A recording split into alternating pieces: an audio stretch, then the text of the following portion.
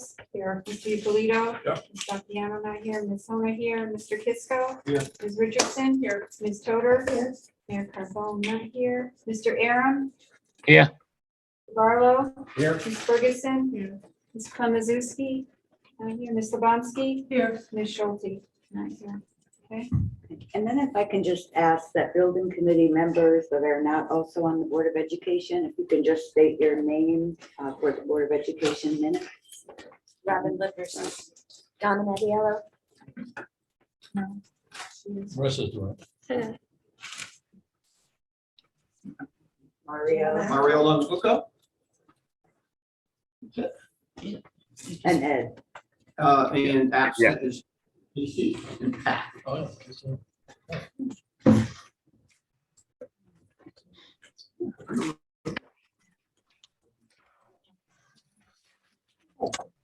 Public participation. Members of the public and staff may bring to the committee's attention information, ideas, or matters of concern related to all of the duties and responsibilities of this committee.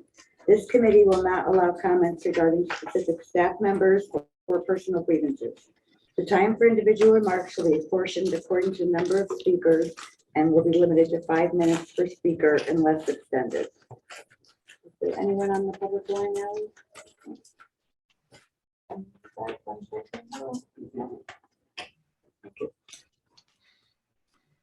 Discussion and action, phase 2 building project number 143-0076N and 143-0077BE-N, middle school, high school, central office.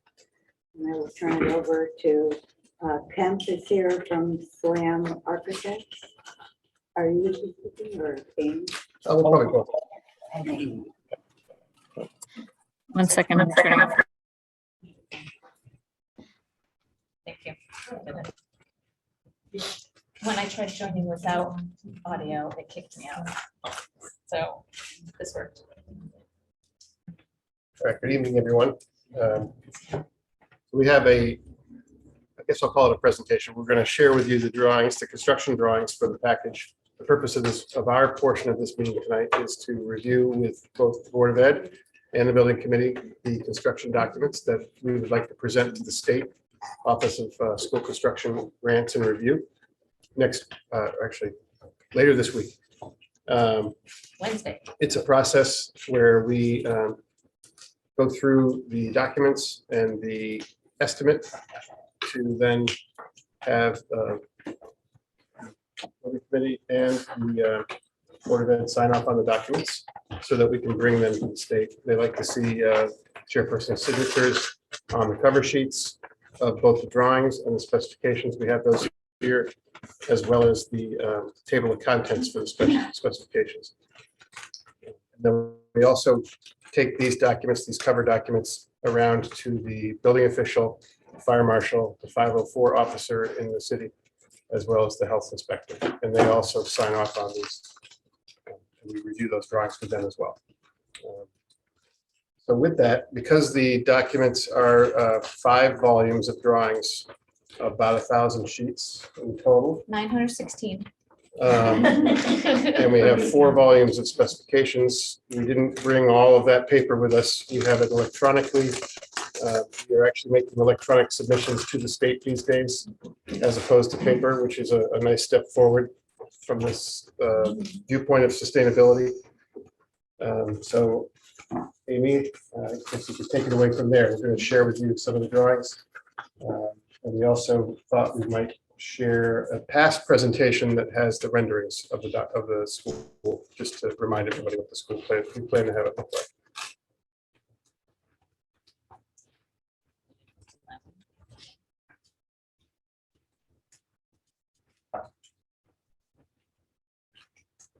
Start with the facts. Oh, no, I'll show you.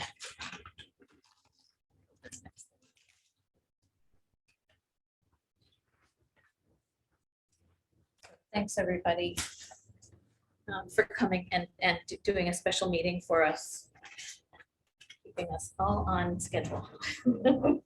We have a number of items up in the air, not up in the air, balls in the air, that we're trying to get completed before Wednesday. And your review is a huge first step. So the approval's really appreciated. The drawing on the screen right now is the site plan. And so just to remind everyone, the building is going to be built in the parking lot of your existing high school. And then the existing high school will be torn down, and we will proceed with renovations, which is a gut renovation of the existing high school gym and locker room area to provide that back to the school, attached to this loop as you see here. And then we'll complete all of the site amenities once the school is down as well. And ONG, I'm sure, can go into detail on the schedule if you have any questions with that. So I thought that, I can certainly answer questions on the landscape plans, but just so you know, we have them broken into 4 sheets each plan. So there's A, B, C, and D, as you can see on the screen here, for grading plans, for planting plans, for layout drawings, for materials drawings. And so any one of those, the grading plans, for example, take up 4 sheets instead of 1, just because of the size of the project. So that's why there's so many sheets. And I'm happy to scroll through and share with you any that you might have a question on, or if you'd like, I can move on to the architectural plans. Go to the plans.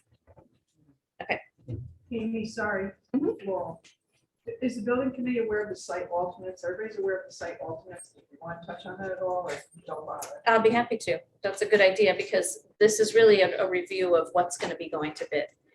So we do have alternates, some items which have been a requested alternate all along in the project. That is always a hope to have, not necessarily a requirement of the ed spec. And then others are what we call deduct alternates, and that will help us out on bid day to help control the prices. Once the bids come in, we can add or subtract bits of the project to make sure that we're on target. So for the site, there are the largest, I should say, alternates for the site are an addition of 2 tennis courts. The base bid has 4 tennis courts, and an additional 2 tennis courts, making a total of 6 is the alternate. They would be co-located with these other 4. This multi-purpose field, which is shown here, in between JV baseball and varsity JV softball, is a alternate to do artificial turf on that field. Separately, there is another alternate that puts lights on that field. So you could get a lot more use out of that field for the whole city if you can fit that into the budget. There's a minor site work alternate for an additional scoreboard. 1 outdoor scoreboard is in the project. And another one will just provide power to that location, but it can be added later. And then there are some site alternates for concrete sidewalks as opposed to asphalt sidewalks. So some of the sidewalks, all of them in the fields and some around the building, including inside the courtyard, are bituminous or asphalt. And then if we can afford it, there is an alternate in place to make those concrete instead. Concrete is a little more durable and long lasting, so it would be a nice to have. If you can fit it in the budget, that will save you on maintenance later. Site stair. There's a retaining wall between the fields and the parking lot. The bus loop parking lot is down about 10 feet from the grade level of the fields. You can kind of imagine how currently the site slopes toward the back of the school. So that would remain the case. We have a set of stairs at this location. We have an on-grade access to the fields at this location, so all of this parking has convenient access to the fields. For those people parking in this area, they can walk around to the current track and field on a ramp. They can also use that same ramp and access the baseball fields and the tennis courts. The ramp is long and it is a switchback ramp, and it is not necessarily convenient for those who are able to use stairs. So we have another set of stairs along this wall, parallel with the sidewalk. And so it would just provide a little bit quicker, easier access to the fields if we could afford those. And that's an alternate. Yeah, and it's an alternate. Nice to have, not necessary. Question for Gary? One question. On the retaining wall, is there a spec on that wall? Is it Sure. poured in place, hopefully? Or no? No, it's big block. But we do have the spec on it. I can pull it up for you. No, Yeah. I should have asked the question earlier, maybe because they didn't know that it had poured in place.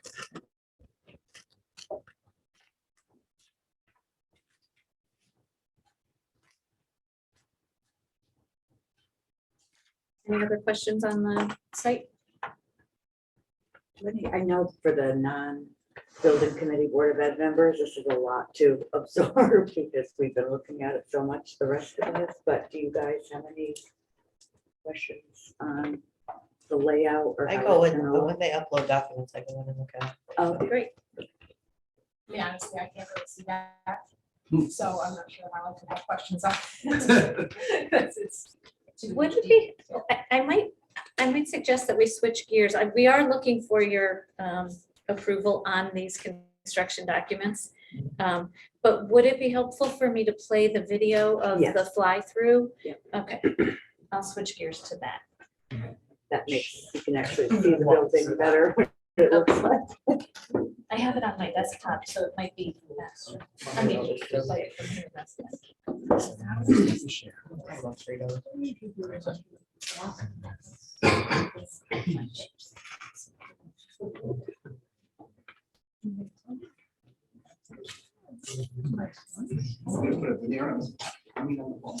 We're gonna put your face on. Memorial Wall.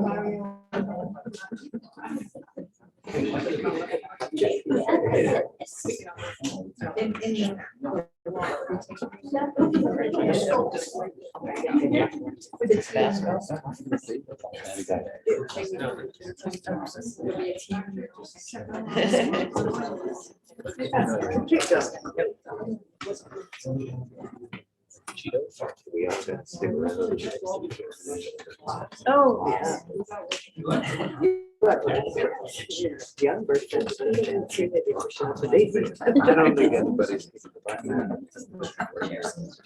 great.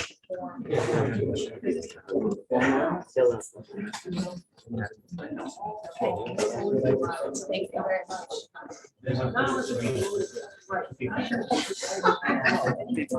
And I'm so used to a mouse that that way.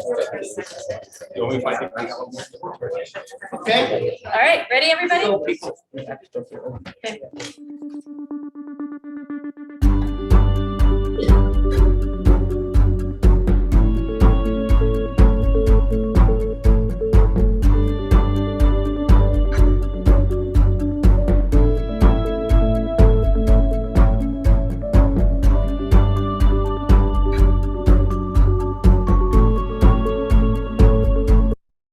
So I'm going to pause it here and explain that this is a view of both school main entrances. In the foreground of the picture, well, on the real foreground of the picture, you can see the large T sculpture. And so that'll be relocated as a part of this project and repainted. And beyond with in the gray box,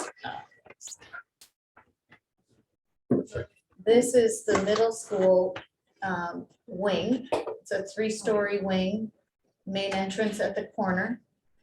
And what you can see here is what we'll call the parent loop. It's a drive where in the inside, there's some parking. Oh, I'm sorry, the parent loop is actually here. Oh, no, I'm sorry. Okay. Inside it is parking for visitors and central office. And I'm hoping school administration can also fit in that lot. But that has convenient access to the high school wing, which is beyond a 4-story volume, and the middle school wing, which is closer in this view, which is the 3-story volume. So keep moving along. To the right in this picture, I will mention before we get there, is the bus loop and the gymnasium area.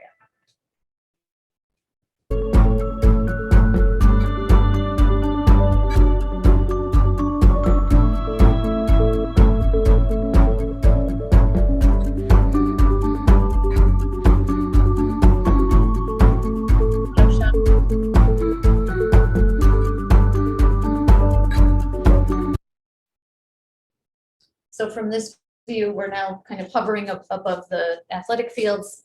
You can see the auto shop, which is an addition to the existing gymnasium and locker rooms area at the end of that wing where I pointed it out in the site plan.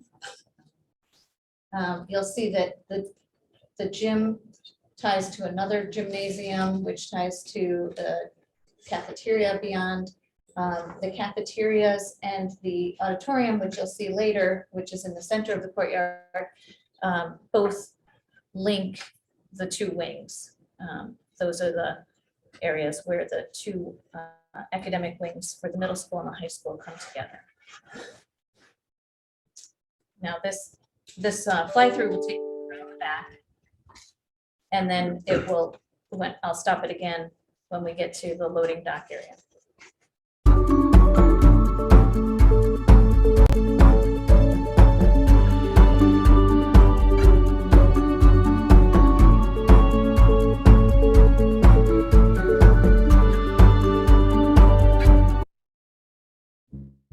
So nothing like showing your, kind of the service entrance, but it is important to know that we have made accommodations for the right size trucks, the amount of deliveries that you'll be receiving for the new larger kitchen, because you're serving 2 schools with 1 food service kitchen.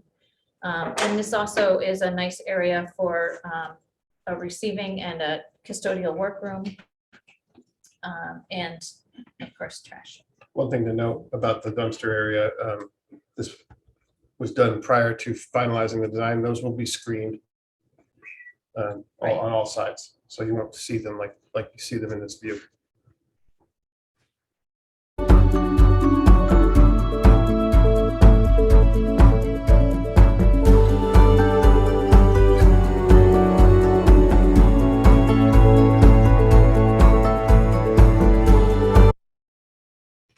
I didn't stop it quick enough, but just behind here to the left is the location of the dust collector. Oh, back. There we go. So as we come up, we're sort of going backwards on the service drive, but this is where the construction tech lab and engineering lab have outdoor access.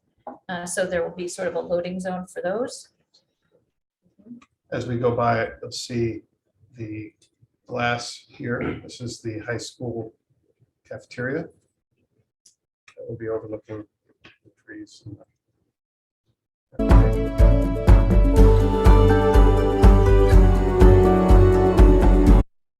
This is a good time for me to tell you about one of the alternates for the high school, which is this balcony that you see, just barely see there.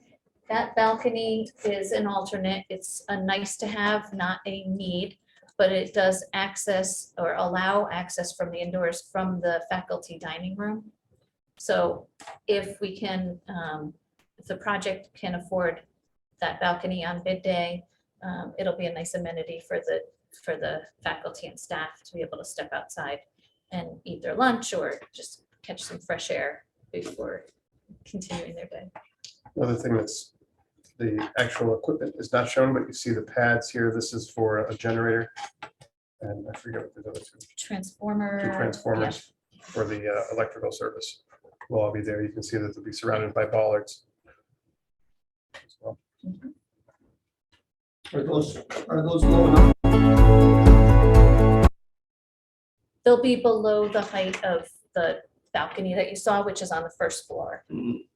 Could you look down from the windows and see the top of them? Probably. I really meant the cafeteria windows. Yeah, you'll be able to see out beyond them. They won't obscure the cafeteria. Thank you for asking. In this view, you'll see that there's some doors and a kind of a larger asphalt area that's really for accessing the construction tech classroom. There's an overhead door here.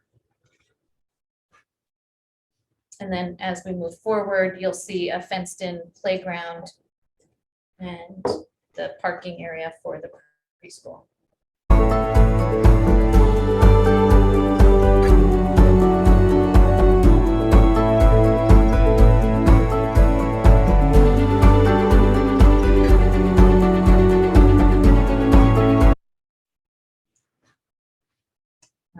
So this view is now showing that the building, as it steps down the hill, that you go from a 4-story to a 4-story with a lower level.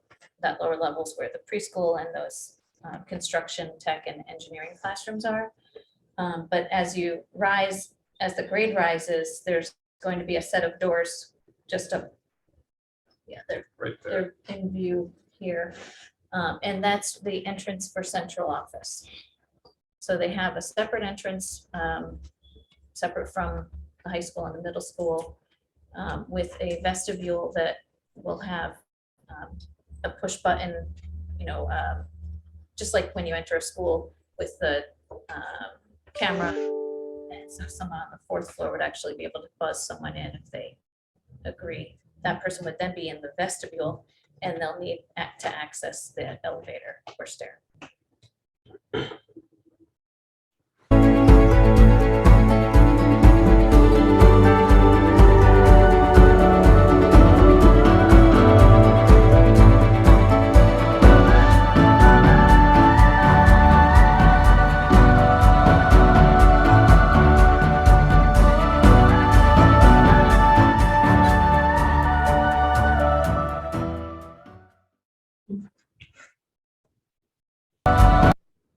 So in this view, you can see the auditorium in the center of the courtyard. It really is a prominent feature in the courtyard, and from both the high school wing and the middle school wing, you'll be able to see it. And that is one of the very few shared amenities of the school. That and the band room, which also connects to it, will be shared. The servery and the kitchen I mentioned are shared, but the servery actually has 2 distinct sides. The high school and the middle school access it from 2 sides and can't get to each other. They're separated by the cafeteria workers. And they each have their own dining halls. They each have their own gyms. Tough to see the gymnasium in the video. I hope that gives you a good overview. Would you mind showing a quick video of the interiors, just so that the Board of Ed members can see it that haven't seen any of these items yet? Sure, we Just have The video, or just- renderings. We have Yep. still images, but yes. we can refer Okay, those. last building committee, we watched something that was, I think, good. I think I was showing the colors, Yeah, but I don't think it was the actual Torrington High School, which is colors of other high schools to see what it looked like the floor colors and the. Oh, no, it was the one that had the hallways that showed the Yeah. different. I know rooms. exactly Yep, what you that was the mean. last one. Unfortunately, I wasn't here, so I don't know if I have it on my computer, but I'll check. I have a question. For the entrance for the central office and the parking, it seemed like it was quite a distance away. Maybe it's not because of how you went through. I mean, how far From, say that again, from central office entering Mhm. the little vestibule and their parking? right. I mean, it's probably 30 or 40 feet from the driveway to that entrance, Okay, which is it's just not, not terrible, no, Yeah. no, okay. and it's undercover. It just looks so far away, just seeing it, but I couldn't see everything, so that's, Yeah, I mean, it will be a little bit of a walk. It's not like you can park right at that door. But that's actually a security feature that we intentionally, It's by design. okay. And it's handicapped accessible also. oh yes, everything is 100% handicap accessible. So Kemp's gonna pull up that from the last. Just trying to.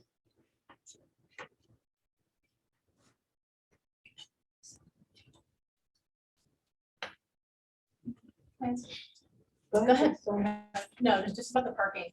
So did we look at, and forgive me if you've already done this, but like the number of people that, teachers that drive to Torrington Middle School every day, the number of staff members that drive to the high school every day, and those are students, like all of that, is all of that accounted for? Just because, Yes. like you said, we were kind of hoping that the administrators could park in that parking lot with the central office, or like parking to me is something that is a concern, just because.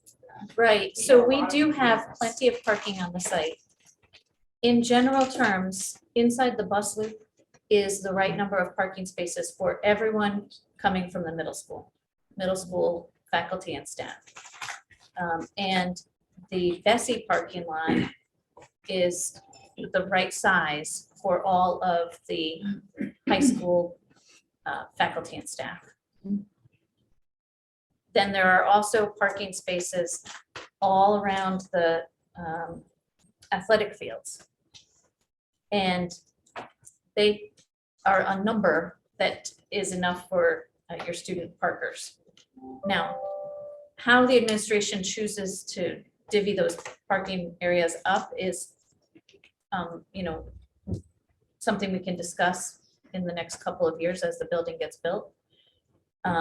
You may want to assign student parking spaces at the Bessie lot, or you may choose to assign student spaces at the athletic field lot, or a combination, and kind of figure out where it's most comfortable for faculty and staff for the high school to park. But quantity of spaces, we have plenty. And then closer in where we have that parent loop that I mentioned, there are enough spaces for visitors and faculty staff of central office. And then there's yet another parking lot near the pre-K area. And while we only really need 12 spaces down there, we have the ability to build 25. And that's been approved by planning and zoning. You're not required to build out everything at, right when you do the building, but we expect that you will. And so that's some overflow, because you won't need that many spaces in that location. Good to have as well. And people from central office can also access from that area.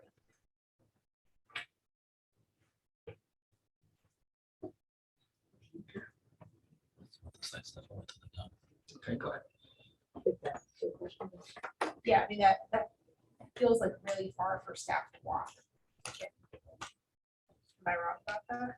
Well, where the building is now it is, but that where the building will be.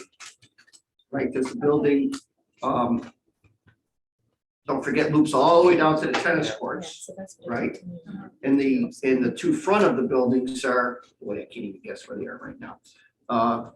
At least in the bus loop, at the very least, further, right? I would say that one's in the tennis courts. The two front of the buildings, Can you get ready to meet me? Because I got kicked out. yeah, this was quite It's not close. there. I know, I got kicked out when I went. Right. So you wouldn't be walking all the way up that sidewalk like you would now. Right. So the only student parking was out by the fields. Well, we could either or. Is that Again, what your yeah, I plan think is that's right an now? administrative decision. I think once the building gets built and you get to really realize where everything is in relation to the new building, It's something that we can discuss and help you assign if you'd like us to help you with signage. Or we can decide that.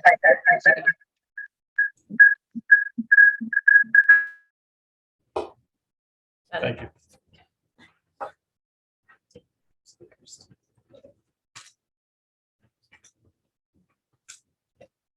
All right.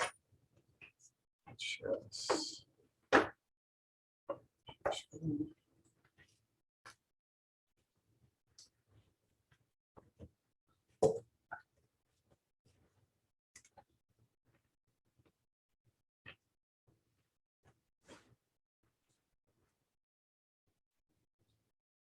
Okay, so this is the presentation from the 19th of May to the building committee.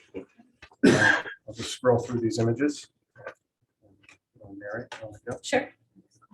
So what we're showing is the high school lobby just beyond the vestibule on the right, and the middle school entrance vestibule here on the left.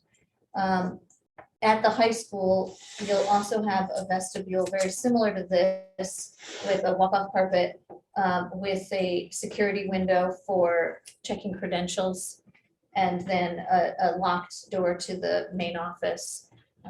And this vestibule is what we consider the safety vestibule for the school. And so you'll have one in each school. Moving forward, one of the questions that came up before the May meeting was, where are we accenting the building with the Torrington maroon color? And so we wanted to be sure that most of the accent of that color is in the athletics area, as you might imagine. So we'll be selecting bleachers that are the maroon color. We'll have accents in the floor, in the line work, and bleachers in the middle school gymnasium as well. In the adjacent locker rooms, both at the high school and the middle school, they'll have accent color within those rooms of the same maroon. And that's just the locker rooms and also the public bathrooms. And you'll see that same accent color in the floor pattern in that main corridor. The bus loop is here. This is where we expect a lot of people will park for after hours activities like basketball games or plays at the theater or band concerts in the auditorium. So folks will park here, come into this large generous vestibule, and they'll be greeted by a maroon wall with display cabinets in it. And then you'll be able to walk along this main corridor to either access the middle school gymnasium or the high school gymnasium, or further, the theater. At the auditorium, both entrances are marked with your same Torrington maroon. And in the middle school dining room and in the high school dining room, you'll have accents in the furniture, in the seating, or also as a wall accent in the dining hall right here. And then, as you saw in the images on the previous page, previous slide, at the middle school entrance and at the high school entrance, you'll have the maroon. And then it goes into this area of the lobby, which was one of the renderings that you saw.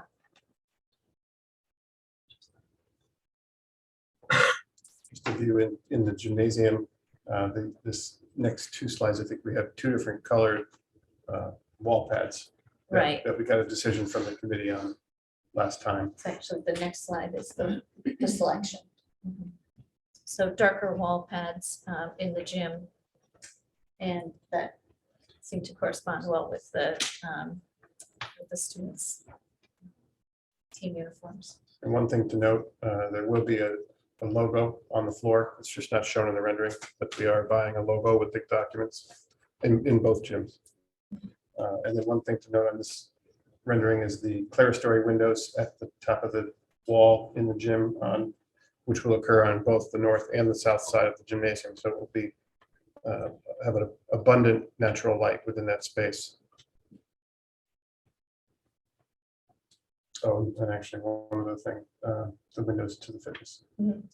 Right, so there will be a line of windows on the upper level of that corridor where the locker rooms and fitness room will be. Actually, there's no locker rooms on the second floor anymore, but The fitness space fitness space. overlooks the gymnasium. This is the high school cafeteria. So as we flew around the outside, we saw that large expansive window that I mentioned as we were going by. This is from the inside view. And to the left of this image is the corridor, that main spine corridor that goes through the building past the auditorium to the extreme left off the page and the high school cafeteria. Can I ask a question about the tables? Are the round tables just for the picture, or are we planning on getting round tables for that room? So we hope to get round tables for that room. Furniture has not been selected yet, though. So we'll be doing a whole nother round of design work when it gets closer to building turnover. And so we'll go through meetings with all the faculty and staff and we'll make sure that we're selecting the right furniture. But we do find that students prefer tables and chairs, and we like round for communication and sort of easier conversation. It helps keep the volume down by having round tables. Believe it or not, it keeps the volume down in the cafeteria because it's easier to talk across a round table than it is to shout, down on a rectangular table. So you'll see that even in the next slide, if we do go with a more traditional cafeteria table like we expect to in the middle school, that we choose those tables that are rounded as well. But that is an important point. The tables are here just for the depiction of the image. So as long as you're gonna get like staff feedback on stuff like that. Yes. We are not buying the tables and chairs in this package. It'll be a separate package. Right, and actually we'll need another meeting like this. Once that package is put together, it'll be furniture and technology equipment. And we'll go to the state and get their review and approval. But just like this, before going to a meeting with the state, we'll need to review all of that package with you. This is the middle school cafeteria. And as Amy mentioned, the servery in this image is off to the right-hand side of the image. And there's a mirror image of that servery on the high school side with the cafeteria workers kind of in the spine, if you can imagine that. And then we also have windows, but it's a closed corridor between that main corridor and the middle school cafeteria. And some clerestory windows up above to get some natural light. And behind us in this image, there's also clerestory windows to get natural light from both sides. And then this is at the second floor level, there's a corridor that ties into the academic wing of the middle school and a dedicated stair for the middle schoolers to access this, this cafeteria. And the intent is that to help keep the middle schoolers separated from the high schoolers, because we do have that one main corridor that does go through the entire building, that most middle schoolers will come from the second floor and then use the stair to get to the cafeteria. That's the plan. All of the academic classes for the middle school, other than STEM and music is a special, but the traditional academic classes like English and math and science are on the second and third floors. So most students will probably be coming from one of those classes. How wide is that stair? 5 feet Yeah, I believe it's 5 feet wide. in each, on each run.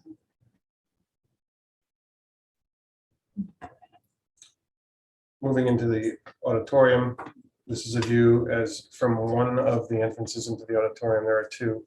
And as you go through the vestibule sound and light locks, you would be presented with this image as you come into the space.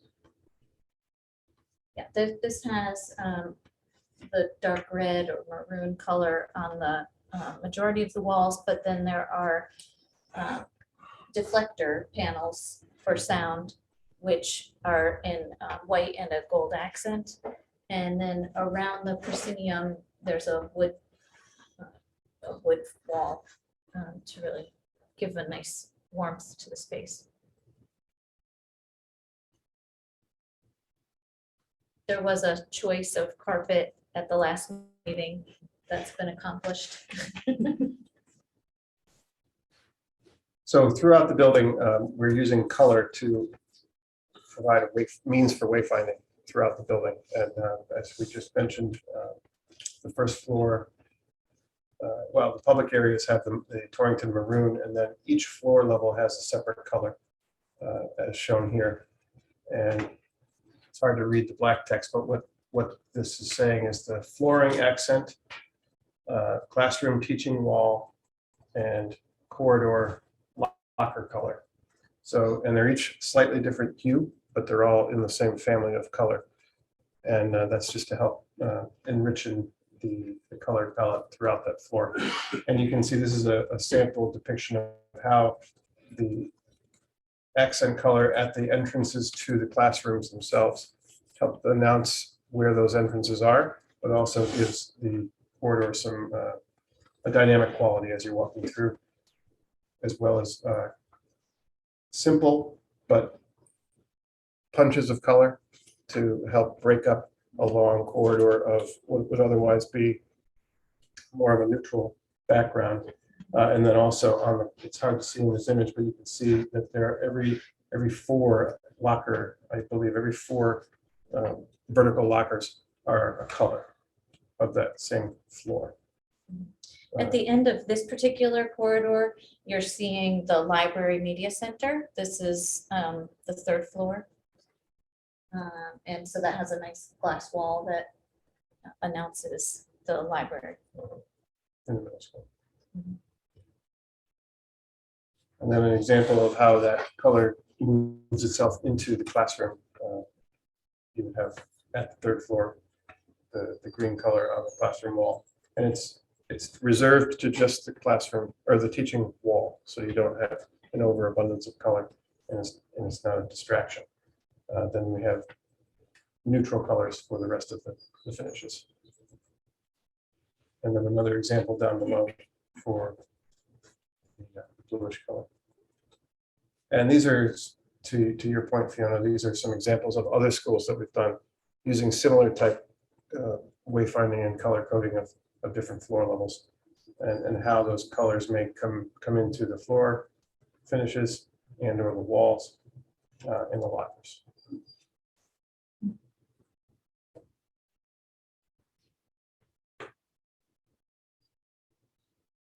This is an image of the middle school, High school. high school library. Give you a sense of the spaciousness of that room and the amount of natural light and views. Is that library, is that another example of a room that the contents of the room are a work in progress? Yes. That's correct. The furniture is really a placeholder for this particular rendering. Even the classroom renderings, the desks and chairs, just placeholders at this point. Well, just because like there's basically no room for books in that library. Well, what you're seeing, there is an area that's all stacks Okay. behind this to the left, Right. Out of view of this particular snapshot. But we are also making sure that there's a 24-person classroom area within the library. And that will also become an area where meetings like this can be held. And so we're working with Ally. Actually, Ally is working with our technology and AV consultant, and we're making sure that that room's appropriately wired for AV equipment that will be purchased as a part of that next furniture and technology equipment package. So with that, I think I'll let you share again and can go through the plans.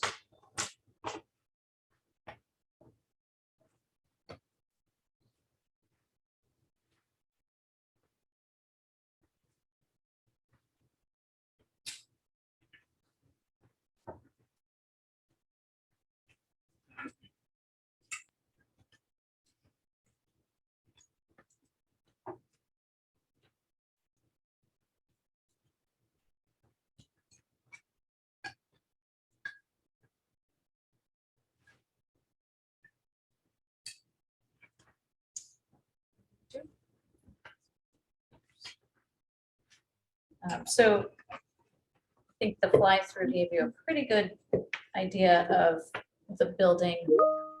I will mention that we also, because of the size, the building is so large that there's actually, what letters H? Eight sections of plans. So our drawings are broken up into 8 sections for each floor. At least the first and second floor. Other floors don't have as many sections because there's not so many floors in those areas. But we happen to be on sheet A101A, which is the front part of the entrance for the high school. So I'm just going to sort of slide down this plan and give you departments so that you know what's in here. The vestibule entrance is here with the locked pass-through window, security window, and locked door to the waiting area. A guest might be credentialed and then brought into the waiting area to wait. Or if it's someone who is in the know, knows where they're going after they're credentialed, they might be buzzed into the corridor. But there's the administrative suite, main office for the high school, just behind that reception area.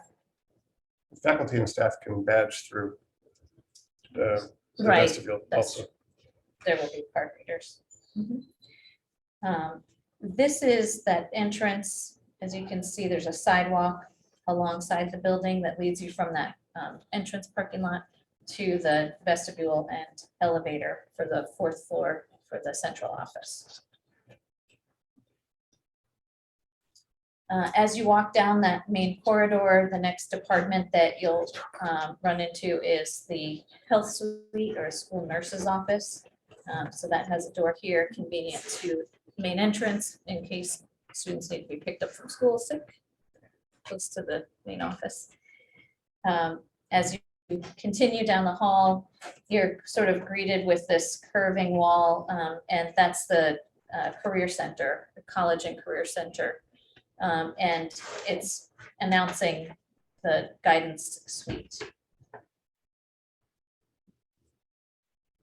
Then there's some storage areas and a behavior tech room with a reflection room.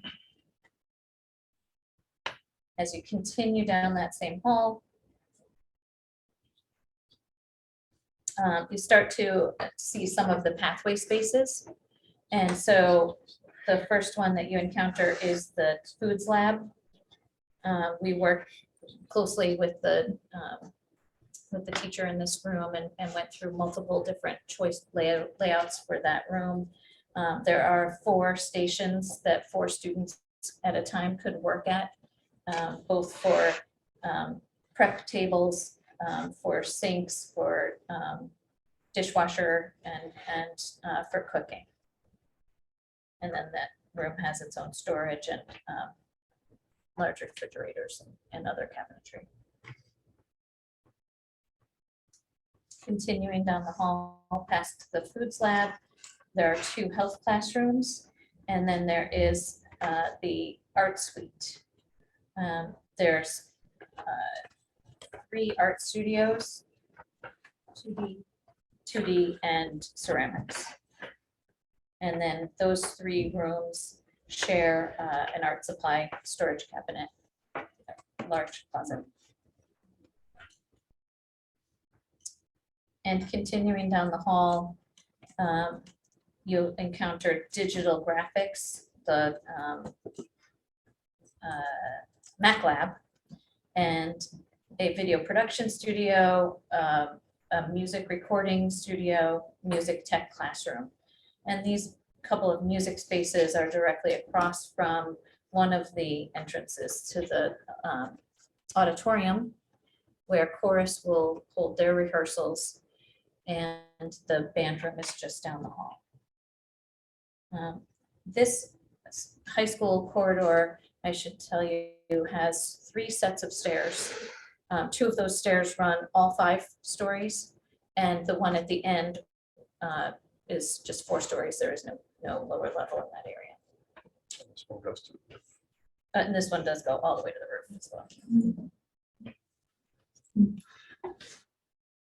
There's some group toilets in this area, which will be convenient for the high school dining. They'll be convenient for after hours for the auditorium. And then also for anyone taking classes in that hallway.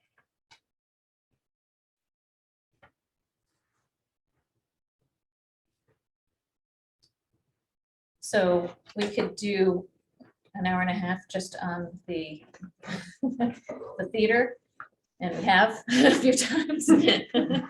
But this, I think it's going to be a really beautiful space, not only by looks, but also really function. You're going to have a premier high school level stage here. We've taken a lot of care to design the rigging and the stage curtains, the theatrical lighting. You have 3 levels of catwalk accessed by a spiral stair, and 478 spectator seats. There's a control booth in the back that will be connected both by AV technology, audio, but also a sliding glass window that we find at the high school level is really nice for people working in the control booth to be able to access and hear what the audience is hearing when they're rehearsing. So, Can I ask a quick question? I think Ellen had asked before about dressing rooms and closeness to the stage. sure. So dressing rooms are right here. The backstage door is right here. And this is a dressing room. This is a dressing room. And there are 2 single occupancy bathrooms also there. So if people want, well, first of all, to go to the bathroom during a show, but also if they need private changing areas in addition to the dressing rooms. Just those 2, or is there a mirror image on the other side? There's just these 2 that are specifically dressing rooms. On the other side, we do expect though, and this is from speaking with the drama teacher, that in your large ensemble pieces, spring musical, I think she mentioned, there's could be 100 middle schoolers in a performance, and they could cue in the band room. So the band room is very generous. Biggest band room I've ever done in my 27 years. But you have a robust band, and so you deserve it. But it can also double as a green room, so to speak, for the theater with the same convenient access as the dressing rooms on the other side, if you have a large ensemble. I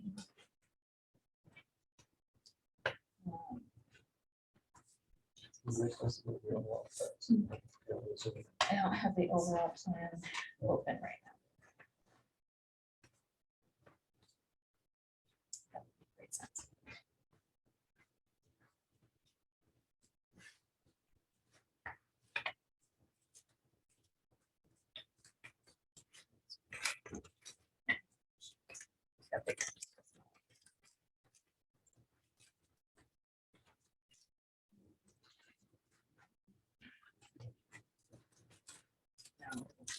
I'll just go through the first floor and then one academic floor in the interest of time.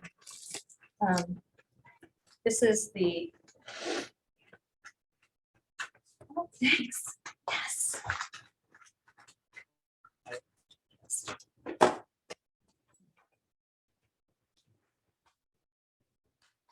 I was gonna make it fast.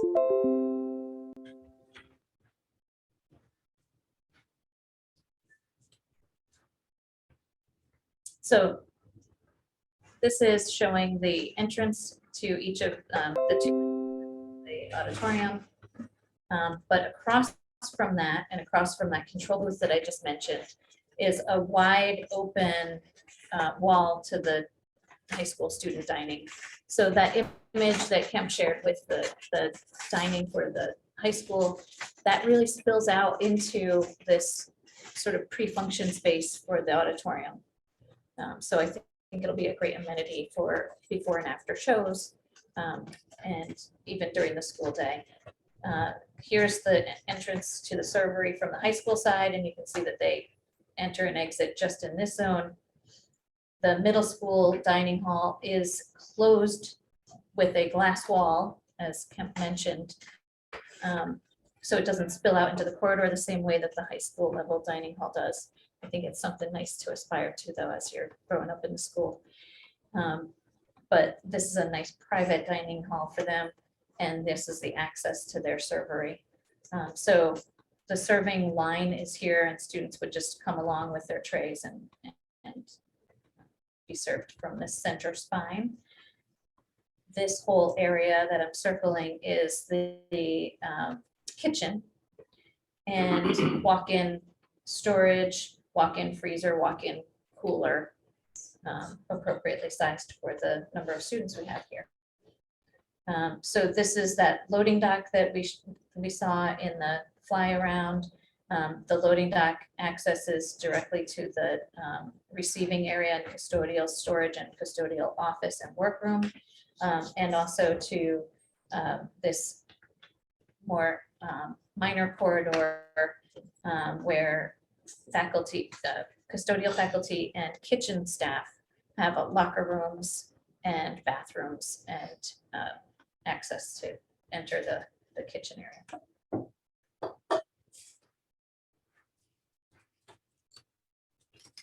As you continue down that hall, across from the middle school dining hall is the entrance to this corridor of the middle school, where there is another elevator and the first of 2 stairs that we have in the middle school wing. Remember, middle school is only 3 stories, and it's not quite as lengthy as the high school corridor. On the main level, closest to the cafeteria, there are 2 STEM maker labs, maker spaces, and a computer lab. And then adjacent to that large shared band room, there's some music instrument storage spaces and the orchestra room and the music keyboarding room for the middle school. Question. Is there a difference between the orchestra room and the band room? Yes, so one is for your orchestra and strings instruments, and one is for the band. And how big is the orchestra room? It is just over 1,000 square feet. I think 1,100. It's on just not the first one. Right. So kind of if you go from where I just showed you where the orchestra room is, and you're still walking down the hall of the middle school, I actually started at the opposite end as I did for high school. At the high school, we started at the entrance and walked our way back. Here we started from the dining and we're walking our way toward the entrance. So sorry if it's confusing. Most of the special ed spaces for the middle school are on this first floor level, convenient to the administration. I shouldn't say most of, I should say that the inclusive rooms are down here. Life skills, voices, and that other resource rooms for special ed are mixed within the academic wings. So then there's a faculty workroom. There's the special ed offices suite, which is nicely placed next to the life skills rooms. The middle school nurse's office, health suite, is right next to the entrance and across from the main office. And then the main office is sort of placed in a similar way that the high school main office was when I shared that with you. And this vestibule for the middle school is a little more generous in size than the high school one. And that's designed intentionally. Your student drop off for parents will drop off right out front here, and those students will come in this side. The bus loop is to the left in this image. High school students taking the bus will go in through the gymnasium entrance where that large vestibule was that I showed you. Here, then the middle schoolers will be directed to actually enter at the corner of the building and use the same entrance as their friends who are being dropped off by parents. So they'll all be directed to the same vestibule and not use the same entrance as the high schoolers. Amy, Mhm. before you switch off, can you go back towards the auditorium? Do Sure, we still have a door in that corridor? to get to the outside?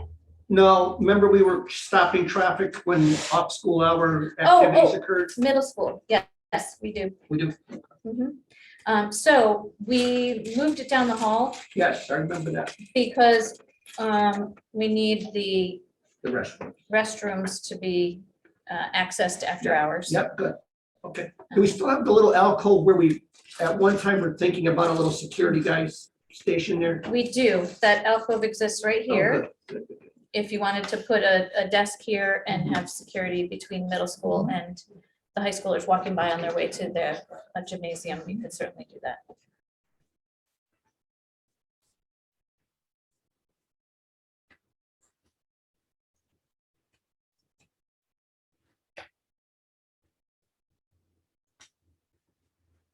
This is an image of the middle school gymnasium. It's a nice sized middle school court with 2 cross courts, a dividing curtain in the middle, so PE class can take place on both sides. It has 150 seat spectator pull-out telescoping bleachers, and it has access to 2 locker rooms, male and female, and a unisex locker room as well. And then there is also a middle school health classroom in this area right here, accessed from the same corridor where you might access the gym, and some storage spaces. And then moving on to the high school gymnasium. Larger gym. It has over 1,000 capacity bleachers. And on the first floor, you'll find locker rooms for both genders and 2 unisex locker rooms that can be used by coaches. They can be used by students. It'll be assigned as you go. There's an outdoor equipment storage accessed by an overhead door and a man door. And then on the outside, the concession stand is in essentially the same place it is today. And we've added 2 restrooms for the public for when they're at the athletic field. Rounding out the rest of this is an athletic trainer's office and the AD's office. And then you have stairs on both ends like you do today.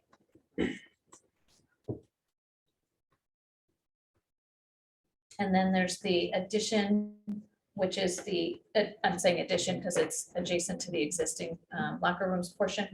And that's the auto shop. That also has an overhead coiling door, appropriate grease traps and access, and some high on the wall clear story windows. There's also a concession stand that's accessed from this main corridor where all of those display cabinets were and the red wall. And so that'll give you a concession stand for basketball games and other events that are winter. Is that whole wall cases? Quite a few. I mean, there's a length of wall that's not on each end. Okay. But the vast majority of it is Yeah. all cases, yes. We're calling it 6. I don't know how wide each one is, but Yeah. 10 feet. Yeah, we got a couple of things, like the Hall of Fame sign. They were asking where they're gonna belong. Some in the gym somewhere. Yeah, we'll work with you to, I know that you have a lot of banners in the gym now. Yeah, we're gonna revamp the whole banner system, so. But the Hall of Fame thing is important. They may even redo the whole board, because it's kind of. Yeah, I don't know. You have a 2.5-year project to get that done. Yeah. You said the bleachers hold about 1,000. Right. What's the capacity of the full gym? Oh, if you put chairs out, I'm sorry, I don't have, oh, no, I don't have that with me. Okay, But but it's on there somewhere. it is. Okay, And the code official, the third-party code consultant actually reviewed those drawings and agreed with because that. now I think it's 2,000. The gym now. Right, so Listen, we're not reducing the size of the gym. Okay, I don't know off the top of my head how many we Yeah. came up with. But it would be 1,000 in the bleachers and then rows of chairs. What is the reasoning to have the auto shop in that location? Access from the driveways.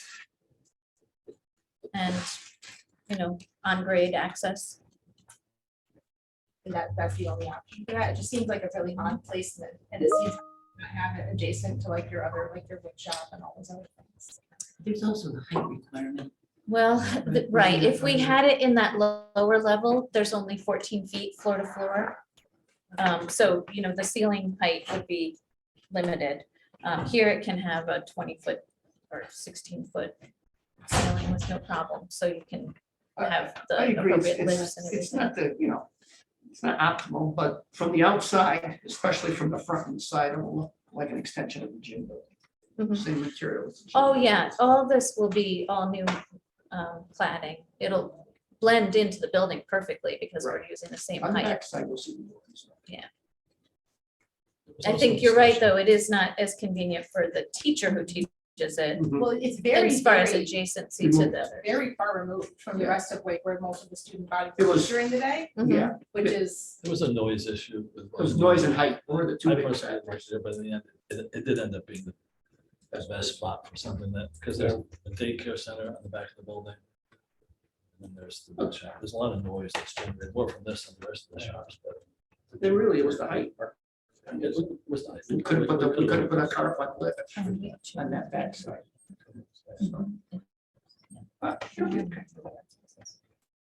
There was a proposal to separate it, but the cost was just. Separate. yeah. Do you want to take this? Here, take this mouse. No, I think I will. Screens again. Kemp has an overall floor plan, so it'll be easier to go through instead of the 8 pages for each floor, like I was sharing.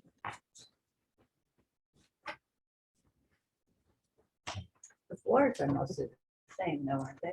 Once you get, the second floor, the academic wings are very similar. They each have a faculty workroom. They each have academic classrooms, typical academic classrooms. And then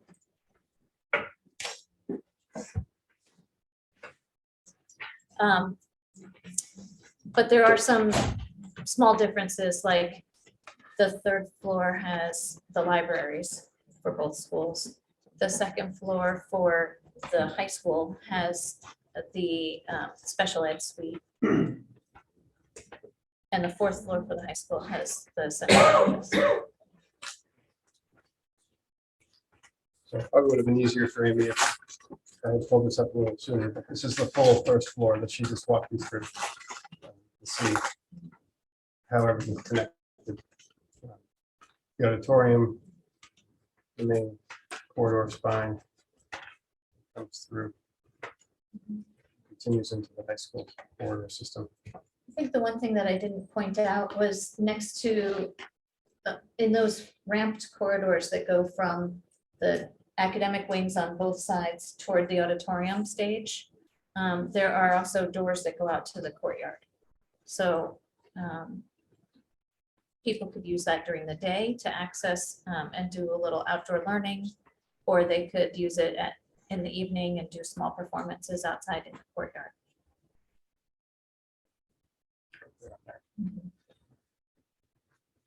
Where do you want to move next? Want to go down to the lower level? Let's go to the lower level and then typical academics and see if anybody has questions after that. Can I just make one comment? 'Cause Sure. So the gymnasium, everyone remembers we are using the steel beams and that enables us to keep the size of the gym that we have. If we didn't do that, we would have had a much smaller gym. So that's kind of why, so you can't really swap like auto shop with gym because the gym has to stay in the existing site. So we're building around the gym. basically. Right, I mean, we like to think that we tied into it in a way that will make it feel intentional as a part of the design once you're in the building. I think that it has a really great prominent location at that entrance where the bus loop is and where all of the visitors will come in after hours. This is the lower level, I can just pull up. Right, so at the lower level, we have the construction tech space. If you recall back to the fly-through on the outside, we pointed out the overhead door right here for material delivery in and out, as well as being able to work in the paved apron that's out here. We have material storage in here as well as tool storage. All of the building mechanicals are along the inside of this lower quarter because that's all buried space. It's all Basement. no windows to it. The next space up is the engineering lab. This one is which? That's a computer graphics lab. Computer graphics. And then as you come around, we have the preschool component, which has the outdoor playground right out just outside of it with an observation classroom for the high school students to come down and be able to observe the activities within the preschool as part of that pathway. So it's a pretty limited lower level, but it served the purpose of being able to have at-grade access for certain functions that needed at-grade access.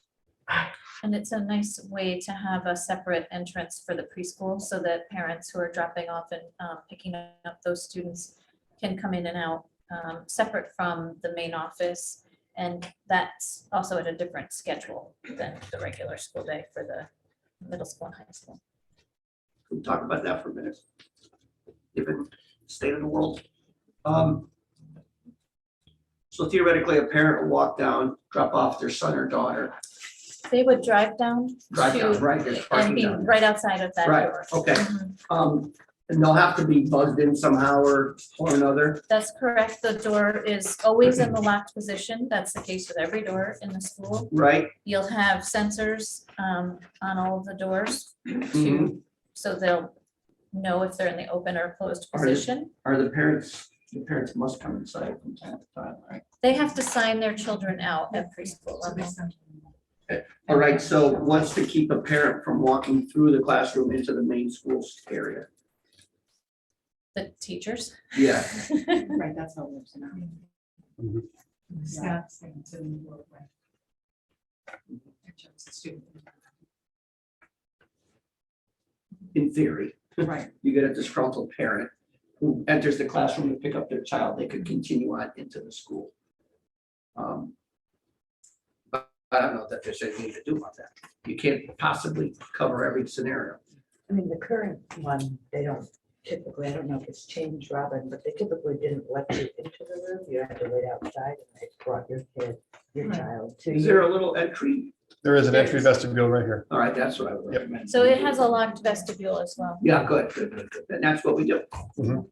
They get into the vestibule and wait. Right. That's good, okay. John Let's has a talk about question. something really important. Go ahead.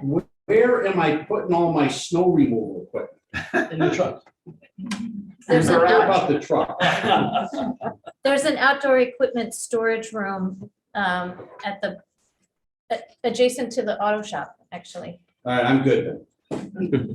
The bad news is everything else is in there. It's pretty, it's not giant, so it doesn't really fit vehicles, but it easily fit a number of snow blowers and any other light equipment. You see that from there, John? I got the tractor, I got that big tractor. That's easily 20 by 30. Yeah, we've got The an door overhead is, door. the door is 10 feet wide, Oh, it's more than that, then, yeah. yeah. That works. They can store equipment in there, right? Like the busing equipment in for us. Yes. Yes. Rated and all It's that. rated. Yeah, it's rated, yep. You know, just secure. How do we discuss whether or not we have the security we need? Nothing to do with you, but No, I hear you. in the school. Did we talk about that in another meeting about whether or not Yeah, we have. it achieves what we want to achieve?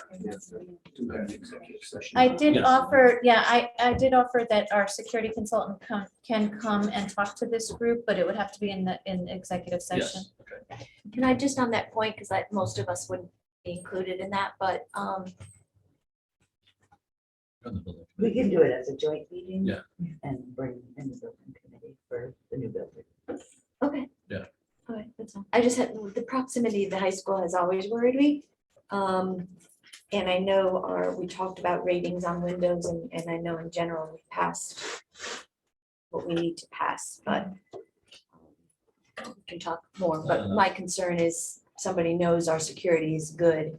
It's an easy perch into our high school dining room with a large bunch of people and then an easy takeoff route. So too late to really add any kind of alternative for bulletproof glass in that area, but the pictures and the renderings are gorgeous, but there isn't that tree line there that's there.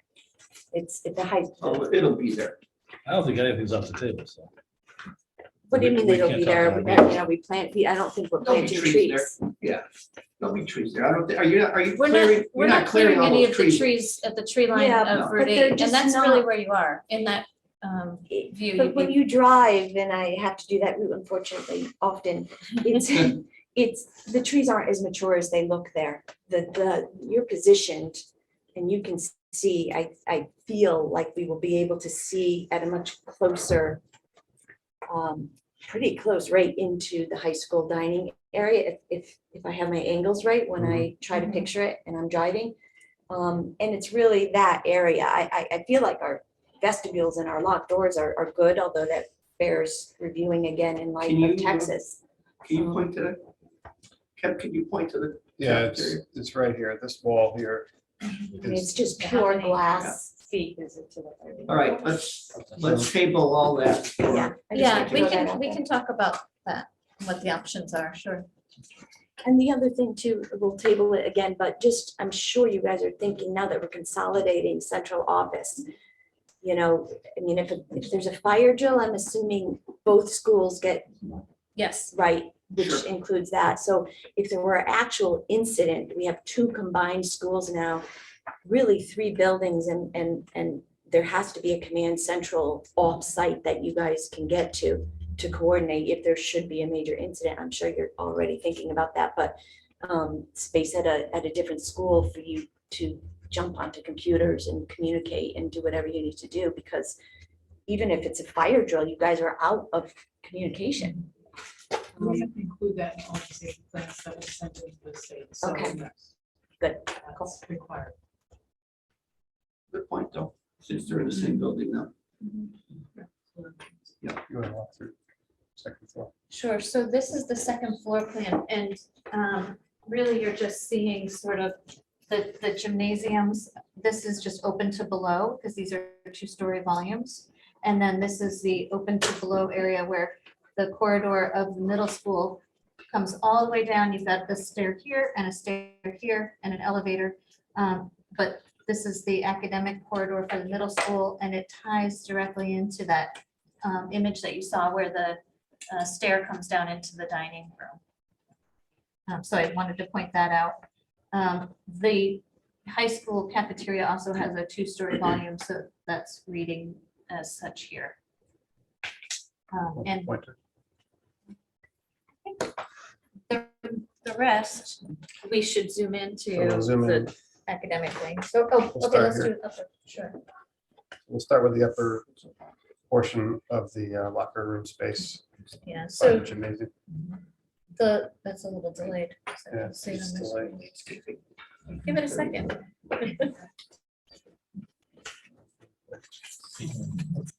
Share, not the video. Like Oh, bottom left, it says optimize the video.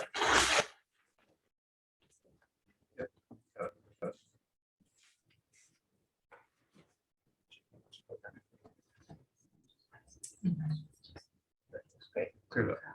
So here's the high school gymnasium.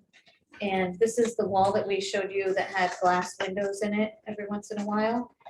Most of those windows go directly into the fitness room. And then there's one here at the end of this hallway and one at the end of this hallway. Your existing stairs are at each end, and there's a loop corridor around the centerpiece, which is the weight room, fitness room. And that is storage rooms on this side. But coming up from this stair, you'll find a health classroom and a sports medicine therapy classroom. That's a part of the health and wellness pathway. And so there's a classroom that will have basically trainers tables, and students can do hands-on learning of athletic training. And then you see that the auto shop was a 2-story volume, it said auto below.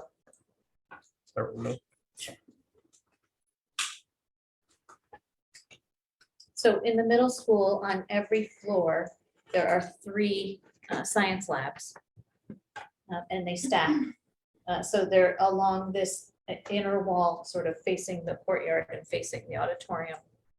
And then you have academic classrooms marching along the hall that are undefined currently, but they would be for social studies, English, math, and then I mentioned science already.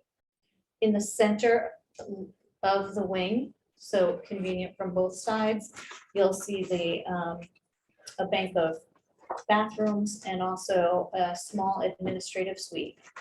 So assistant principal office, a social worker, a guidance counselor, and a behavior tech are all stationed in the center of each academic corridor for the middle school. On this second floor, the pathway that you find is the art classes. And then on the other side of those is a continuation of more academic classrooms. And at the very end of this hall is a faculty workroom. And as I mentioned, there's a faculty workroom on each floor.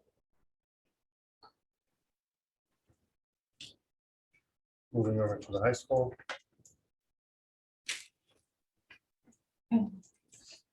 So at the high school, there are 2 science labs on each floor, and they stack in this location.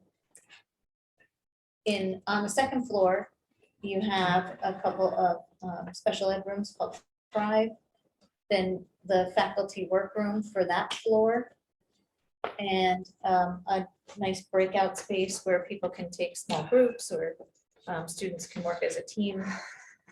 And then there is the bank of bathrooms for that floor. And then a series of academic classrooms that go around the curve. There's your second stair.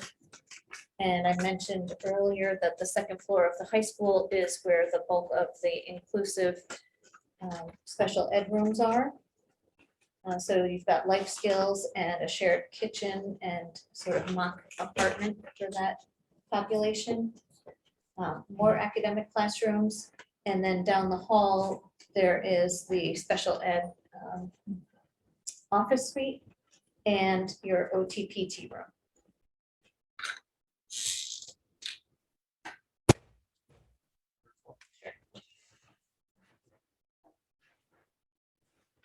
Sort of skipping the fact that there are resource rooms mixed among the academic classrooms. There was a locker and kind of area for the paraprofessionals. Amy, Mhm. just a quick question. Our last board meeting, we talked about reflection rooms and nothing to do with whether we have them or not, but how big are they, and can they be fit out for whatever future use they may become? Is there something special about a classroom versus a reflection room versus in terms of infrastructure? The reflection rooms They're are smaller. quite small here. They're really for a teacher and a student, maybe 2 students, but they're small. And they tend to be adjacent to or connected to the behavior tech's office. So you can enter it separately from the office, but it's connected to the behavior tech's office. It won't be a bare bones storage closet if they never get used later. They'll be wired for whatever. Wired for, well, you're gonna have wireless Wi-Fi, everywhere. You're gonna have enough outlets and things. It could become an office if that's what you need, but it's too small to become a classroom. Correct. Yeah. Okay. Good. So this is the third floor of the high school. We're just going to start in the same location Mhm. and move around. Right, so again, the science labs stack. And rather than 5 rooms on this floor, this is the JROTC rooms. And one is a classroom, one is their storage workroom and office. That is conveniently located, intentionally located near the stair at this end of the corridor, because they do some drills outside. There's an elevator there also. There is an elevator there also. I suspect they'll use the stairs. That group. The faculty workroom is directly above the faculty workroom that I pointed out on the last floor. Bank of bathrooms also stacked. On this floor, there is an assistant principal's office across from the faculty workroom. And then there's the academic classrooms that sort of go around to the corner. There's some specialty classrooms mixed in. There's academic storage mixed in. There's a resource room. And then at the end of the third floor is the large zone for the library media center. And so to someone's point who had a question, the stacks are here. And so there's, if I was showing furniture, we would imagine that there are stacks against the walls and then rows here. The presentation class zone is what you saw in the image, as if you were standing in the doorway and you can see that class zone. And then some, comfy reading chairs against the tall glass wall. A circulation desk right in the center as you walk in. And then there's some breakout rooms, group rooms associated with that space, and the office and workroom. So noting that folks are starting to depart, do we feel that you've seen enough at this point? Yes. I have two questions. Okay. Simple. But back to the site itself, I was talking to John. The curbing that we have along the driveways, that's concrete, right? We have concrete curbing at, Well, do we have it everywhere? It's everywhere. Do we have it everywhere? is Okay. it poured in place? Because if not, we'd like to have that as an alternate, because if you look out in the parking lot there, it's 16 years old. We're spending $275,000 to replace it with the 45 new Durangos, because the modular stuff, which I've used, I don't use it anymore.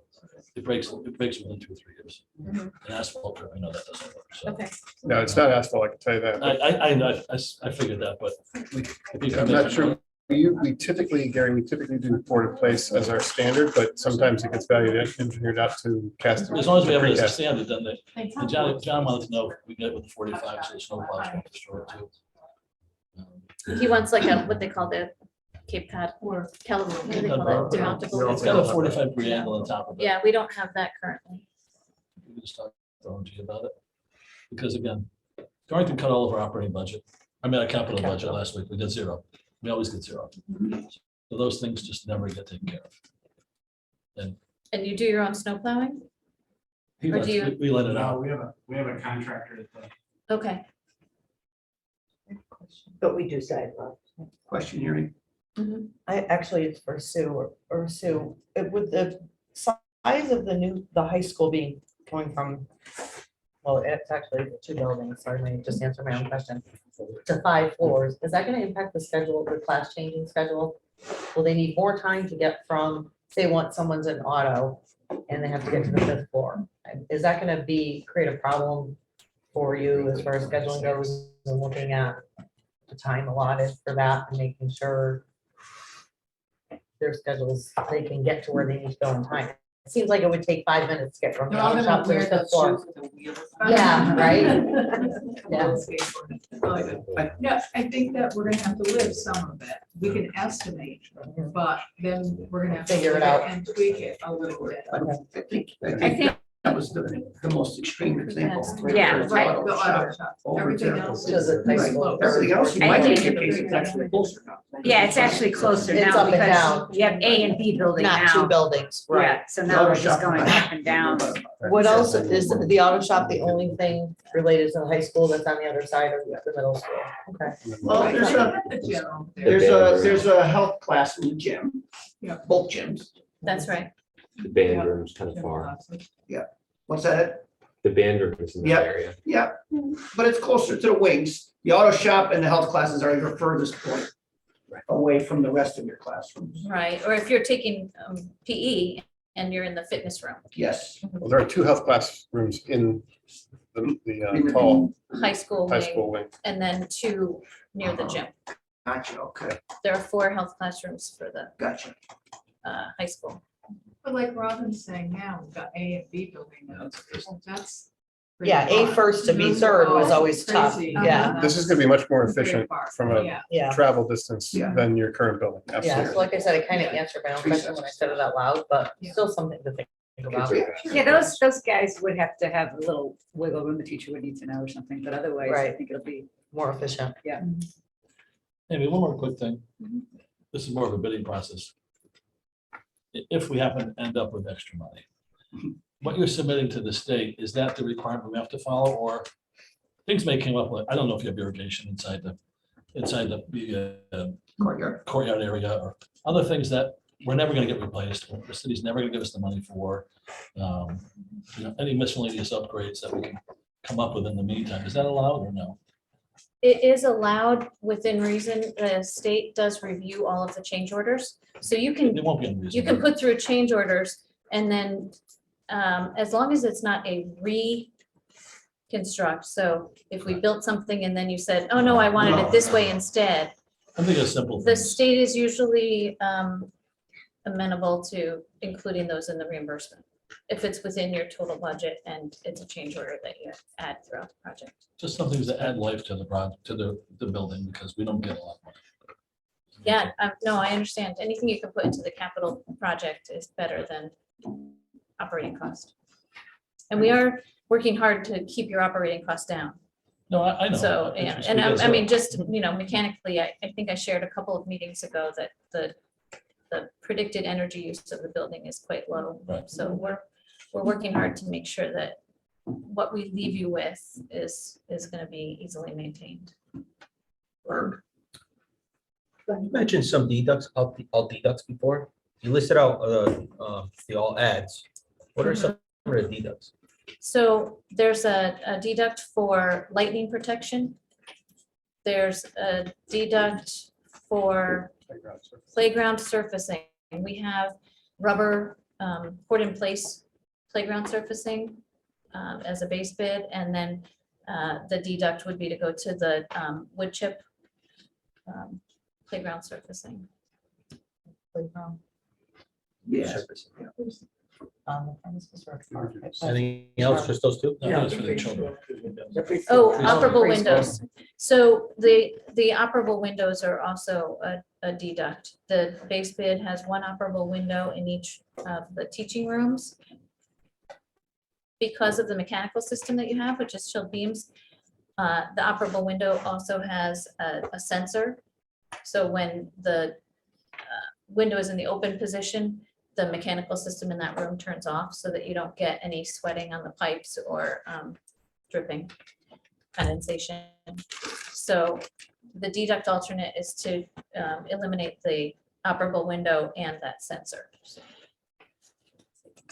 The operable windows only on floors 2 and above, or are they ground level as well? They are on every teaching space, every floor. So there will be. But there are limitations. The state only allows you to open a window 4 inches. So small on upper floors because of. Obviously, you don't want anybody falling out, but I'm just more thinking about the ground level stuff. So it would be an awning window that pops out like that. So even the ground level only can go 4 inches. Correct. But That's you're how we have it eliminating them. designed. The state actually allows for a larger window opening on that. lower level, Okay. but we So don't- there's no operable windows on the ground floor There are, No, we one in have each that. room. that only open 4 inches. Correct. That's true of the whole building. The air conditioning system won't function if you have operable windows. What about the kids who need to get out of a classroom in an emergency system? That would be in the security. I don't know if it's setting up. I mean, they're not going out windows. That's not part of it. That's it's a Security really plan now. old security feature of old schools to have the emergency exit windows on the ground level. They don't build them like that You really. don't need that. The code doesn't require that anymore. Right, it's an old feature Could be a break. and one that's never really been effective. And that could be discussed in the. The bigger issue there with that is the operable windows with the heating system, the cooling system. Because you have chilled beams, you have this, you're gonna have this structure in all the classrooms, a big kind of metal or concrete structure that's gonna have piping run through it. And when you open up the window, you change the relative humidity inside the building, and then that causes the structure to sweat. And it actually would rain in the classroom. This is for those of you who know, right, they put a chill beam system into the city hall. They put a They lot, had in most corporate a buildings have them. ton of problems with it. And it was because of the operable windows in the building. Once they sealed those windows down and they got a little better control of the system, it really kind of balanced the building out. Now they don't allow anybody to open windows at City Hall. So I have a question, because I have a lot of questions about security, and I understand that this is not the venue to discuss them. Are we intending to vote on this tonight? Well, we just need you to vote to approve us to go to the state with these documents on Wednesday. So how much flexibility remains in these documents once we move them forward tonight? Depends what you're talking about. Things like that are not. Yeah, security, yes. Moving walls and wings and the classrooms, no. That we wouldn't want, we couldn't do anything to change the ed spec at this point and to accomplish the goals of the project. So anything related to security could still be changed. I hope so. That's what. Within reason, I mean, we do have a budget that we have to maintain. Right, yeah. And so I don't want to promise the world, but we're happy to have that, a more in detail If discussion you're about talking about the security. windows, like, I don't, is that what you're talking about? I'm talking about a whole bunch of Just things that I security in can't say general. out loud right now. I think for security, we're gonna have to, for what we're thinking about is a lot more money. Besides what's being put in. there. Well, yeah, I mean, I don't know, because I have several concerns about things I've heard, and maybe they're not valid concerns, but I can't really ask them right now, so I just don't, which is fine. But I just don't, I'm trying to understand, are we going to make a decision and move something forward and then say, oh, we're gonna talk about these security search concerns later, and then say, oh, but we can't make these changes because we already pushed this forward. Does that make sense? I just want to make sure I'm understanding that. I just want to respond to that a little bit. So the project cost, we're locked within the project cost.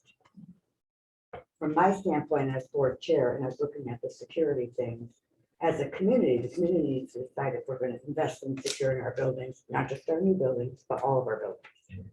So if we're going to look at possibly bulletproof glass, it would not just be for this building. We would need to be securing all of our buildings. And I don't think that's going to happen within this project because we don't have enough funding within the project to do those type of things. But that doesn't mean that the city couldn't decide they wanted to contribute towards the security of the buildings, right? And put additional funding to upgrade those windows.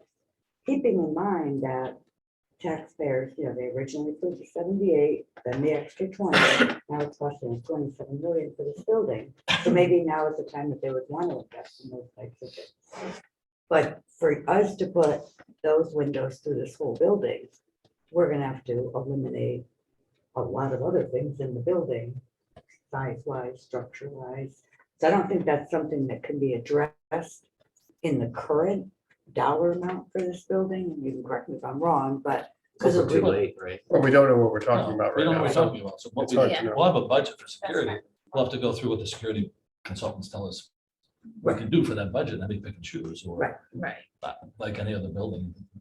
we want that, we want to add this or add that. So to answer Jess's question, yes, we could approve this and we can come back and talk about what's Security. in, what's out, What you want to add. or what you like to see in, and maybe try to find a way to do it, but knowing that we can't get everything, of course. Right, and we did have 2 or 3 meetings with the security committee, so I would want to include them Yeah. in the same discussion, Jess and the fire That committee would have to be a part of the discussion. right? Because they have to sign off, But well, to be Sue honest, has to sign off on their behalf, the security committee's behalf for the state, to meet the SSIC, which is the school security infrastructure.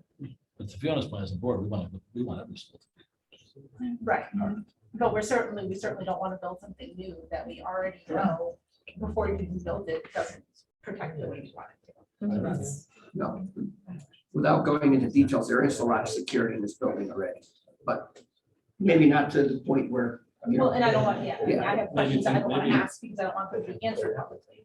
Right, no, we could definitely address that. When, how long down the road should we, how far down the road should that meeting be? I mean, I could be available to meet, and Nick is ready to meet at any time. So Okay. we could do an evening, in the Just like upcoming this. couple of weeks. Mhm. It would be ideal to Okay. get any changes in before the bids, before we go out to bid. Right. Yeah. Okay, well, As soon as we'll definitely do that. You guys tell us when, we'll, no board of ed hardly meets at all, so. I got another one June is that pertains to security, but in a different way. A teacher emailed me and said, wondering if the new THS plans are going to include keypads on faculty doors such as bathrooms, faculty rooms, whatever those are, anywhere where staff only is allowed. We've had many problems with kids using the bathrooms, using our vending machines, our microwaves, and faculty lounges, etc. I know it's quite. Right now, those doors are keyed. We don't have a No keypad. No keypad, keypad. but the same key that would allow the teacher to get in and out of their classroom would be keyed Okay. so that they could use that. So long as they To the close the back. lounge, then they should be okay. They just have to shut the door. Shut the lounge and then they give the kid minute practice. That's what I requested. There are worse things that would happen. Okay, so as long as the lounge doors closed, All doors are automatically locked when they are in the closed position. And it's one key, right? Well, we would have a Alright, master never- keying system, which would allow a teacher to use the same key for Right. their room and the faculty. We just talked about that. Yeah. anybody have anything else? But that wouldn't allow them into a different classroom. Anything else, Fiona? Anybody else? I have to ask what's going on with Ulster, of course. So I do have a great, I think a good update after a number of phone calls today, which is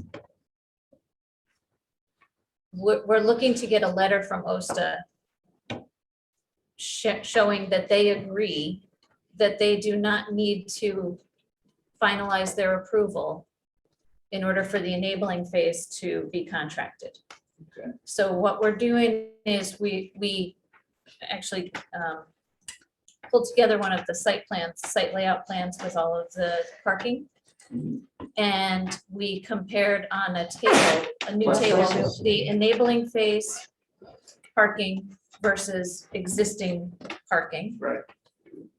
Showing that we're actually reducing the number of parking spaces on the campus Right. for the 2.5-year duration of construction, or what we call the enabling phase. And during that time, there is not an increase to the student population or faculty population because the middle school is still off-site. Mhm.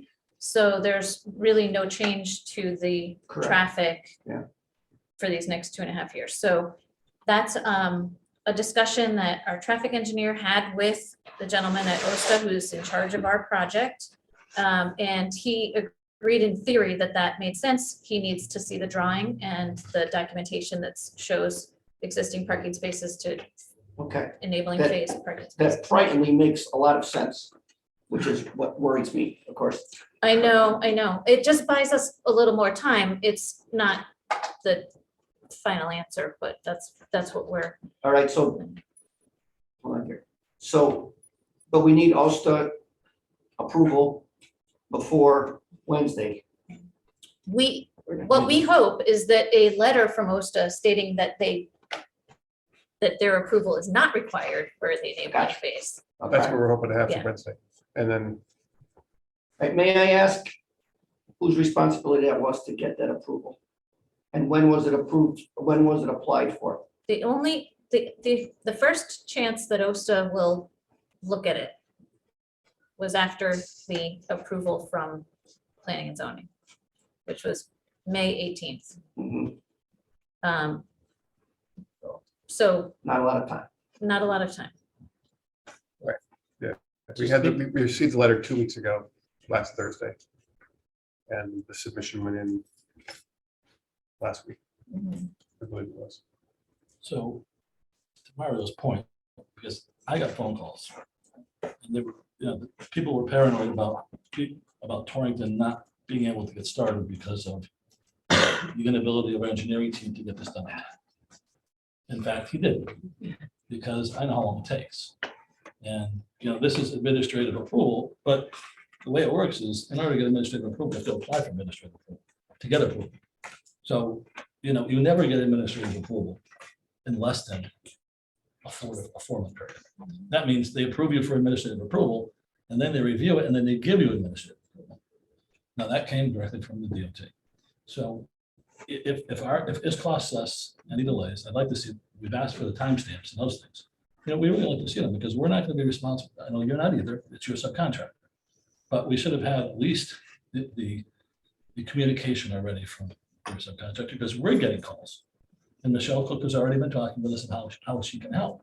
But I don't think that's If she right. can help. If she can help, and she doesn't even want to. Well, right, Step because, in. I think that's, It's a difficult situation. it's for a lot of it's people. touchy because we don't know if it will help or hurt to involve her. So at least let our engineers be honest. Like I would hold my engineers speak to the fire and say, when did they go in and why didn't they go in? You don't need to wait for city approval. I mean, we start our OSTA approvals when we first submit our drafts. And So then for a minute. I agree. all right. Yeah, I agree. So I don't want They do like to wait. Our engineers said that they specifically were waiting for city comments. Not for the approval, but that you don't want to submit to OSTA and then have to resubmit if the comments from the city planner were such that, or city engineer were such that it required a lot of changes. There's and the link on OSTA's site is 75 deep.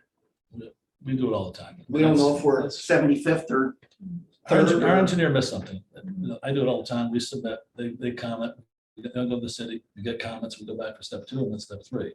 But again, as long as we know, so we can hold somebody accountable if things go south. I'm confident Michelle. She always steps in and helps. She has a plan that we won't need Michelle. Correct. Hopefully, I agree. Yeah. And it sounds like it makes plenty of sense. But it's And that's the important to first, keep Michelle up to that's speed. the first thing I said to you. I said, we're not increasing the traffic yet. Right. I know, but it ties into the overall. I'm giving a speech about that already. No, I know. Somebody speak. I So don't- that's a conversation we could have with the state on Wednesday. Because we're talking about 2 different things, if you recall. They're going to require the OSTA approval before we can put the building out to bid, Sure. but that's a few months out.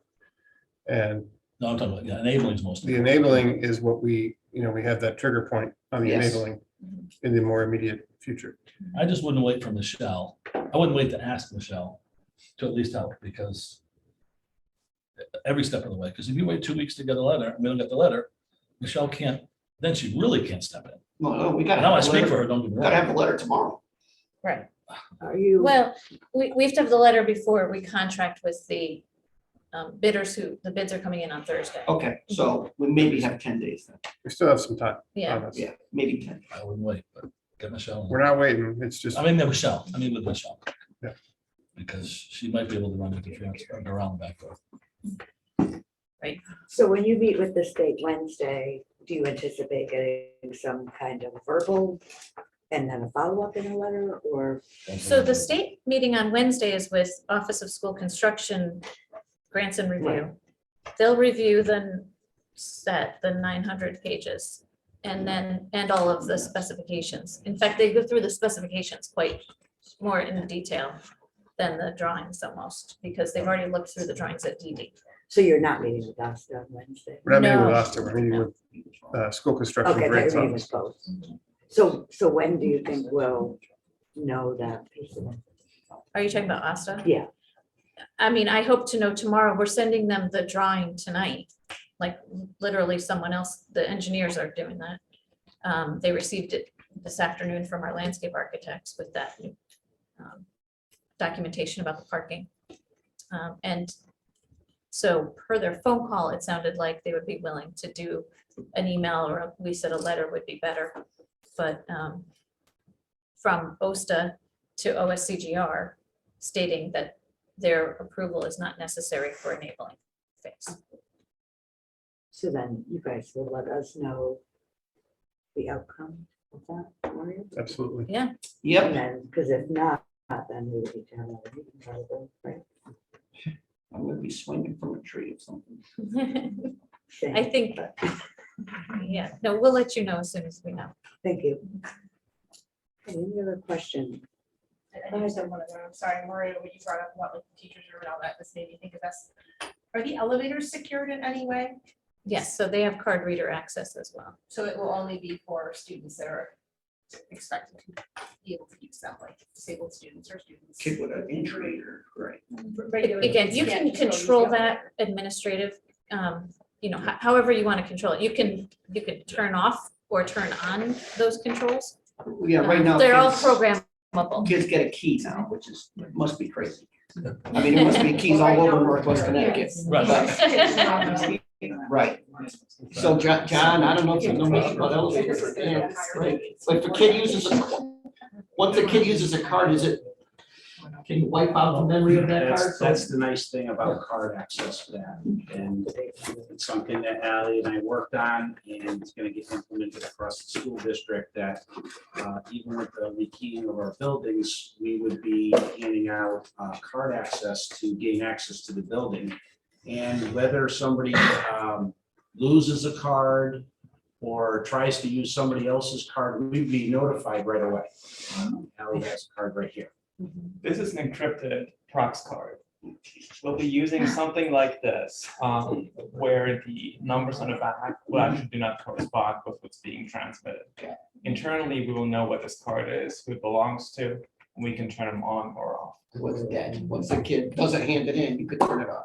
Actually, the amazing thing about that card, We'll know when somebody tries. when somebody tries to use the card and isn't granted access, we'll still know that they tried to use the card to gain access to something. Okay.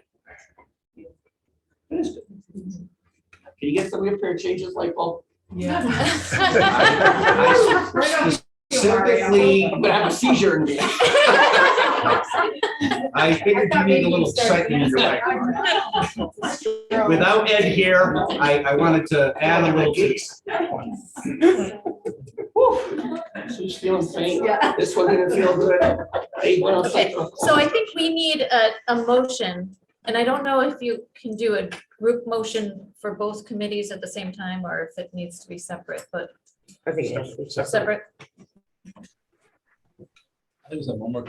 Go ahead. What happens when we get a response from Austin? Somebody has to think about it. It's happened too many times. And they say we need a traffic light and crosswalks. I know the city didn't require it, or Austin can. We should at least have something in our alternates, or I guess what they No, want. it's Shut better. it off. Oh, it's better. Just something to think about. Yeah. Because they just forced me to do this. That would be very surprising based on the traffic study findings. So we would have to cross that bridge when we get to it, but I just it's had to already put been I reviewed just had to put in a by light the across. traffic engineer and the city traffic engineer. I just had to put a crosswalk and lights on the project, which was 35 cars on an OSTA permit because the traffic volumes over the last 30 years versus what was used before have changed. on the street. So all I'm saying is it's worth not, I mean, you're not gonna be able to address it later. We'll have to just address it in our bidding as an alternate, I would think, unless there's a better way to do it. Let's Well, I say- don't think we would, if it's required, we can't do it as an alternate. If it's required, we have to put it in the project. Oh, But really? I don't anticipate that because of all of the traffic studies that were done. I always plan for the worst because it's always my money. But In this case, it's not, but I still plan for the worst because it's happened too many times. If Austin can make us do something that they think, let's put it this way, a child walks across that street in the middle of the day and there's 400 cars coming in and out. It's a pretty difficult area to manage. Does it fall on them because they reviewed it if somebody gets run over? There's always a liability issue and who goes back to. I know that's how they think. I'm not saying they're going to. I have no idea what they're going to require. Maybe probably nothing. All I'm saying is something to think about. That's all I'm saying. It's one city street, so. So Gary, there's a contingency in the project, so I mean. I know, I'm just saying, as long as we can keep that in mind, but we'll know in 3 or 4 or 5 weeks. Yeah. So we can't do an alternate for that. That has to be part of the budget. If it's If required. it's required by OSTA, then it's required for us to do it. It would not be able to be bid as an All right, so it alternate. does become contingency. Okay. Thank you. And happy thoughts. Any other questions before we move to action? It eliminates all the problems. No other questions, anybody?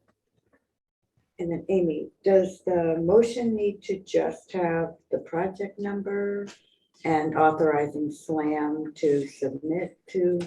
Right, if you could include the fact that you're approving the drawings dated, or the documents, it's drawings and specs, but documents covers it, dated June 1st, 2022. For both project numbers. I believe you want to reference also the estimate. And you're approving the O&G estimate. It is already. For the building project with those two numbers. Yes, would you like to read You have out the for this?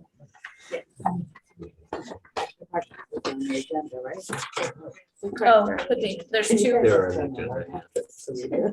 Project 143-0076 and 143-0077. That's better trick for me.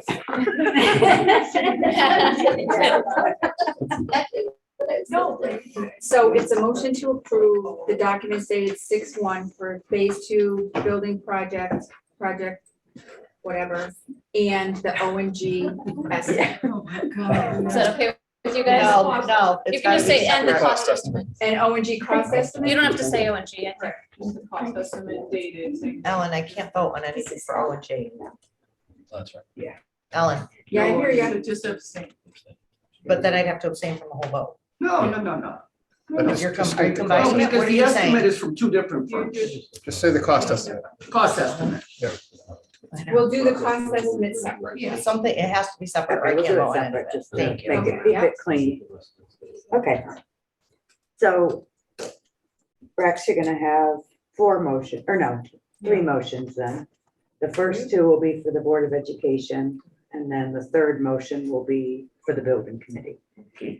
So I'd like to entertain a motion to approve the documents dated June 1st, 2022 for project number 143-0076N and project number 143-0077BE-N, authorizing SLAM to move forward to the state. So moved. All those in favor? Aye. Gary and Kathy? Anyone opposed or abstaining? Entertain a secondary motion to approve the cost estimates dated June 1st, 2022 for project number 143-0076N and project number 143-0077BE/N. So moved. Second. All those in favor? Aye. And 1 abstention. Mr. Pettis? So it's Gary and Kathy. Okay, now for the Building Committee, entertain a motion Or would you do that, Renee? Is that you? He's on. You can do it, Fiona. You can do it. I thought you were gone. No, no, no. I am stayed to the end. And he doesn't even have dinner. Right.